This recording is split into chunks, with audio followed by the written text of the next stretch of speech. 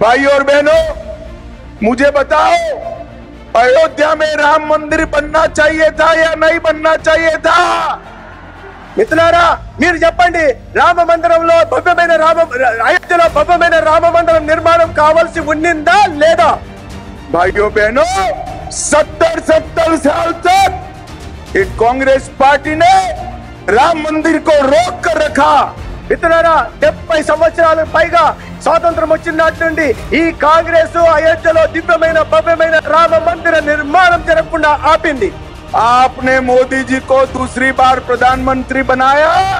मोदी जी ने 5 साल में केस भी जीता, भूमि पूजन भी किया और प्राण प्रतिष्ठा कर जय श्री राम कर दिया।